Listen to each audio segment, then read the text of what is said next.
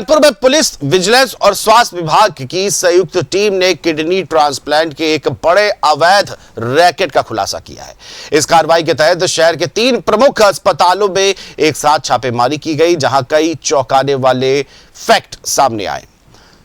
छापेमारी के दौरान एक किडनी डोनर आईसीयू में भर्ती मिला, जिससे 60 लाख रुपए में किडनी का सौदा किया गया था, लेकिन उसे केवल 9,30,000 रुपए ही दिए गए।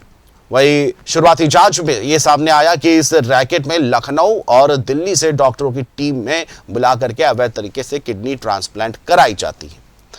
देश के कई राज्यों के युवकों को पैसों का लालच देकर डोनेट करने के लिए फंसाया जाता था, बाद में उन्हें चंद रुपए देकर भगा दिया जाता था। ऐसा ही कुछ कल्याणपुर के आवास विकास 3 इलाके में रहने वाले शिवम अग्रवाल उर्फ शिवम ने भी किया है। पुलिस ने अस्पताल संचालक दलाल शिवम और आहूजा मेडिकल सेंटर के मालिक इंद्रजीत आहूजा समेत 4 से 5 लोगों को हिरासत में लेकर पूछताछ शुरू कर दी है।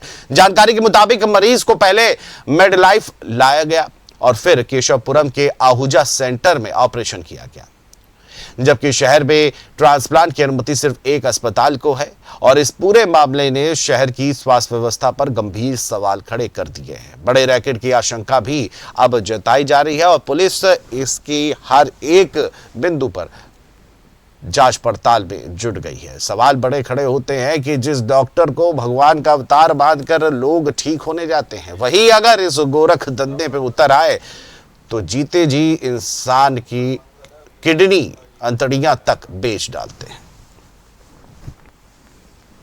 कानपुर में किडनी ट्रांसप्लांट के नाम पर बड़ा खुलासा सीएमओ कानपुर और पुलिस ने किया है। आपको बता दें कि संयुक्त टीम ने एक साथ 3 हॉस्पिटलों पर छापेमारी की। इस समय हम आहूजा हॉस्पिटल के बाहर मौजूद हैं। तस्वीरों में आपको दिखाएंगे, ये वही आहूजा हॉस्पिटल है जहां पर ये जो है पूरा खेल चल रहा था। इसके साथ ही साथ 2 हॉस्पिटल और हैं। सहयोगी से चाहेंगे कि अंदर चल के जरा दिखाएं कि किस तरीके से जो यहाँ का स्टाफ था वो बताया जा रहा है कि यहाँ से भग गया है, और साथ ही साथ जो सीएमओ है वो रावतपुर थाने जो है पहुंचे हुए हैं और अभी तक जो आधिकारिक जो पूछताछ है वो जो है लगातार चल रही है और अधिकारियों का कहना है कि अभी कुछ भी नहीं कहा जाएगा, जांच जारी है। लेकिन इस छापेमारी से जो आहूजा हॉस्पिटल के यहाँ डॉक्टर थे वो जो है हिरासत में लिए गए हैं। पुलिस और जो है टीम जो है वो जांच पड़ताल कर रही है। और ये देखिए आहूजा हॉस्पिटल है जो पूरा खाली पड़ा है। यहाँ पर जो देखिए रिसेप्शन लिखा है, लेकिन यहाँ पर कोई भी व्यक्ति मौजूद नहीं है और तमाम ये कमरे बने हैं। हम आप सहयोगी से चाहेंगे कि दिखाएं कि किस तरीके से जो है ये बोर्ड लगे हुए हैं डॉक्टरों के। यहाँ पर जो है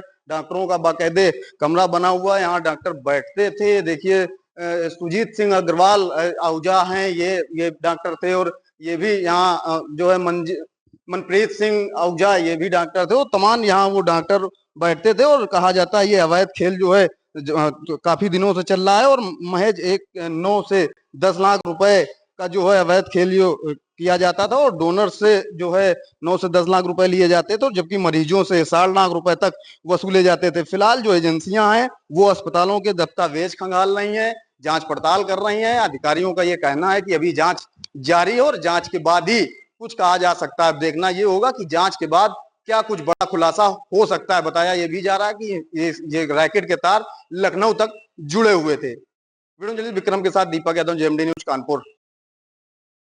इसी पर ज्यादा जानकारी के साथ कानपुर से हमारे सहयोगी दीपक यादव हमसे लाइव जुड़े हुए हैं। दीपक, किडनी गैंग जिस तरह से सामने आया है सबसे बड़ा चौंकाने वाला मामला है, क्योंकि जिस डॉक्टर को धरती का भगवान का दर्जा कहा जाता है वही इस अवैध और कोरक धंधे में अगर लग जाए तो लोग इलाज कराने कहां जाएंगे। जी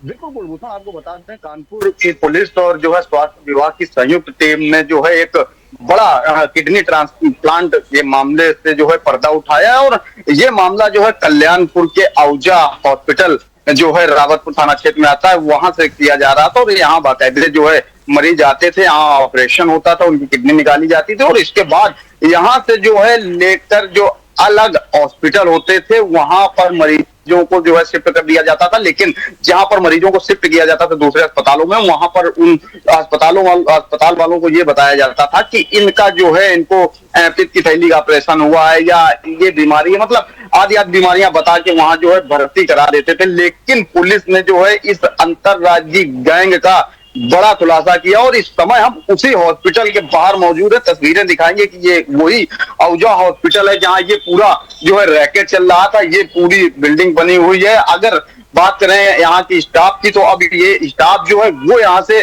फरार हो चुका है। हालांकि जो यहाँ के आहूजा हॉस्पिटल के जो मालिक थे, जो संचालक थे, दंपत्ति थे, उनको पुलिस ने जो है हिरासत में ले लिया और पूछताछ लगातार जारी है।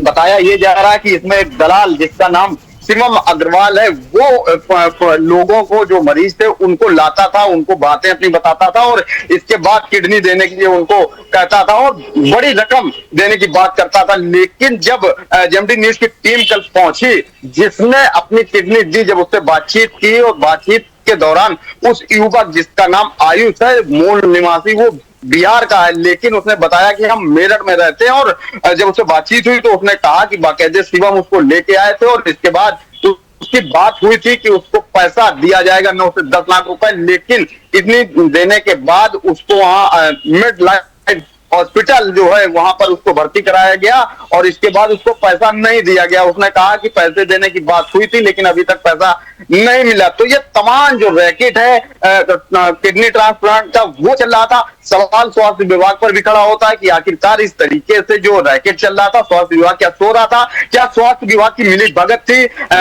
वहीं जब सीएमओ कानपुर से हमने संपर्क करने का प्रयास किया तो उन्होंने फोन उठाना उचित नहीं समझा, ना भी कोई बात बताई। अगर पुलिस की बात करें तो पुलिस के वरिष्ठ अधिकारियों से संपर्क हुआ और अधिकारियों ने कहा कि इसका खुलासा जो है कल किया जाएगा और अभी कुछ देर बाद जो है कानपुर के पुलिस कमिश्नर रघुवीर लाल वो इस पूरे मामले की एक प्रेस वार्ता करेंगे और एक बड़ा खुलासा करेंगे। सवाल ये उठता है कि इस रैकेट के पीछे कितने लोग जुड़े थे। अगर सूत्रों की माने तो ये बताया जा रहा है कि ये जो रैकेट चल रहा था इसके तार जो है उत्तराखंड, बिहार, वेस्ट बंगाल, तमाम ऐसे राज्यों से जो है जुड़ा हुआ था जहां पर लोगों को लाया जाता था, उनकी किडनी ली जाती थी और इसके बाद बिल्कुल एक बड़ा रैकेट है। लेकिन दीपक, आपने जिस तरह से कहा, दीपक आपने जिस तरह से कहा कि सीएमओ को फोन मिलाया गया लेकिन सीएमओ ने फोन नहीं उठाया, एक बड़ा सवाल उठता है क्योंकि सीएमओ मीडिया में अक्सर अपनी बात, जब उनका दर्द आता है तब वो अपनी बात रखते हैं, लेकिन क्योंकि ये उनके विभाग का बड़ा मामला है, वो एक शहर के सबसे बड़े चिकित्सक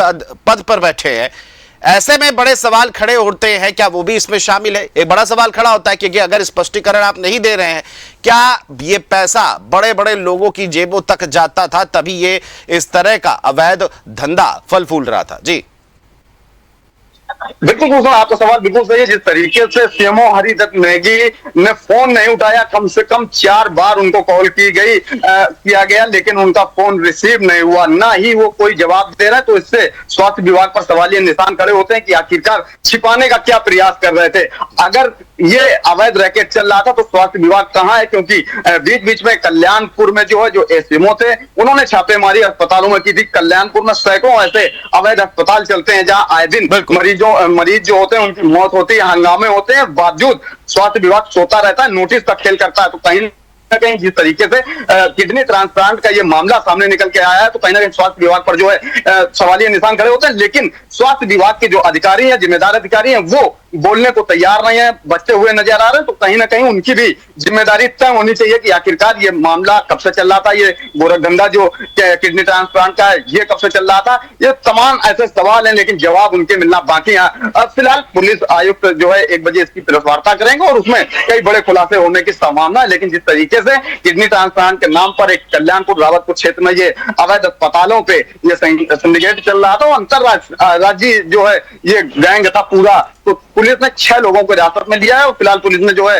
एफआईआर भी दर्ज कर ली गई। अब देखना ये होगा कि प्रेस वार्ता जब होती है उसमें क्या कुछ बड़े खुलासे होते हैं। लेकिन जिस तरीके से लोगों को बहलाया फुसलाया जाता था कि उनको 9 से 10 लाख रुपए दिए जाएंगे, जो किडनी देता था उसको 9-10 लाख रुपए की कहा जाता था, लेकिन जब उससे ले लेते तो दूसरे को दिया जाता था, तो उससे बात होती कि आपको 60 लाख 50 लाख बिल्कुल ये गोरखधंधा अगर ये दोबारा से बिल्कुल दीपक आपने सही कहा। 1 बजे क्या प्रेस कॉन्फ्रेंस होती है और जो पुलिस कमिश्नर है वो क्या कुछ इस पर टिप्पणी करेंगे, देखने वाली बात होगी। लेकिन सवाल यही है कि अगर ये अस्पताल दोबारा खुलता है तो ये समझ जाइए कि इसके तार बड़े बड़े लोगों से जुड़े हैं, क्योंकि अगर 150 गज में छोटे छोटे कमरों में अस्पताल जिस तरह से कल्याणपुर में जल रहे हैं, चिकित्सा विभाग के लिए एक बड़ी शर्म की बात है कि अगर इस तरह से गोरख धंधा चल रहा है तो इंसान का जीना जो है वो अब एक बड़ा संकेत दे रहा है कि क्या वाकई अस्पताल इंसान को जीवित रखने के लिए होते हैं या फिर मार के धंधा और पैसा कमाने के लिए। एक बड़ा सवाल इस पर खड़ा होता है। फिलहाल बहुत बहुत शुक्रिया दीपक आपका,